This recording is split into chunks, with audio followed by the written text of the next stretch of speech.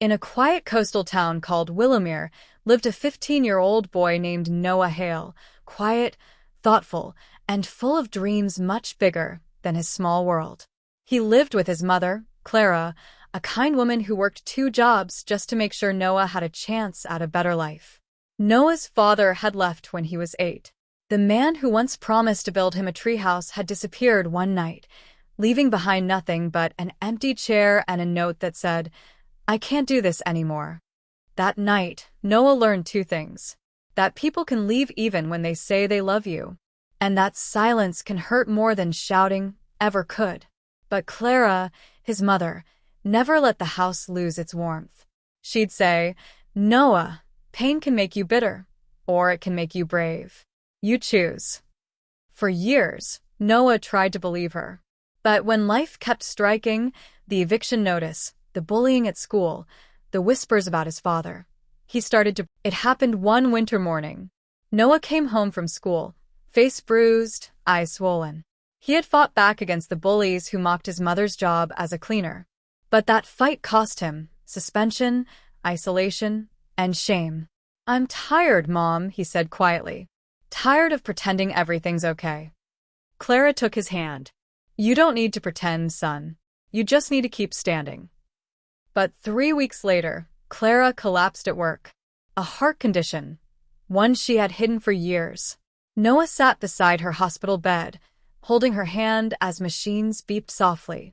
She smiled weakly and whispered, "Noah, life will try to crush you. But promise me this, don't let your pain define you. Let it shape you." 2 days later, she was gone. And just like that, Noah's world went silent again.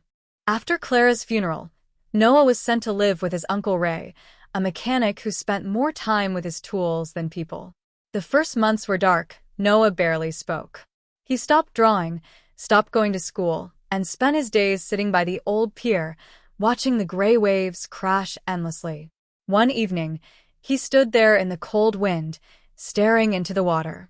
He thought of his mother's last words. He whispered, "How do I let pain shape me when it's all I feel?"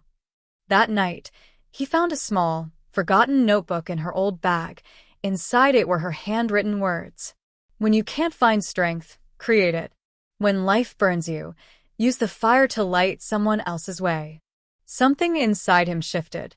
He didn't know how, but he knew he couldn't stay broken forever. One morning, Ray tossed him a wrench. "Come on, kid," he said. "Let's fix something together." Noah hesitated, then joined him in the garage. For the first time in months, his hands moved with purpose.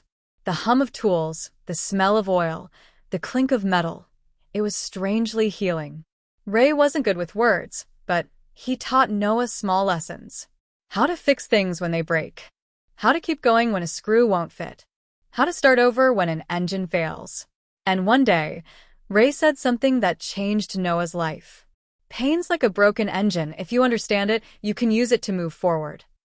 Those words stuck. Noah returned to school. The bullies were still there, but this time he didn't fight back with fists.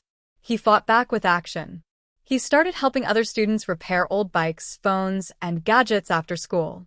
Soon, people who once ignored him began to smile, wave, even talk to him.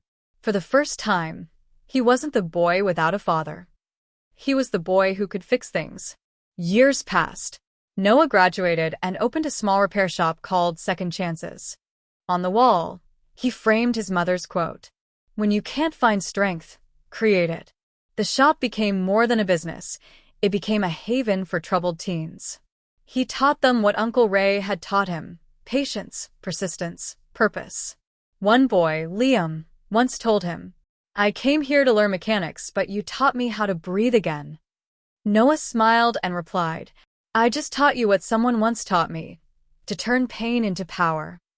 One day, a familiar man walked through the door. Older, thinner, eyes full of regret. It was Noah's father. "Noah," he said softly, "I heard about your shop. I didn't expect you to forgive me." Noah looked at him, not with anger, but peace. "I did forgive you," he said. "Not for you. For me." The man broke down in tears. Noah handed him a small wrench and said, "Come on. Let's fix something together. And as they worked side by side, Noah realized something. Forgiveness wasn't forgetting the pain. It was learning to use it to build something stronger. Years later, Noah stood on a stage, speaking to young people who had lost hope. He said, "Pain doesn't destroy you. It refines you. Every wound teaches you something about strength, empathy, and endurance. Don't hide from your pain. Harness it, because one day, that pain will be the reason someone else doesn't give up." The audience stood in silence, then erupted in applause. In the front row sat Uncle Ray, proud tears in his eyes. And in Noah's heart, he heard his mother's voice. "See? You did it, son. You turned your pain into power." We all have scars, reminders of battles we didn't think we'd survive. But within those scars lies the blueprint of our strength. You can let pain break you, or let it build you. The choice is always yours. Pain is inevitable, but how you use it is what defines you. Your greatest wounds can become your greatest wisdom. And when you rise from what tried to destroy you, you don't just heal, you become a light for others. For more inspirational, motivational, and educative stories, kindly subscribe to this channel.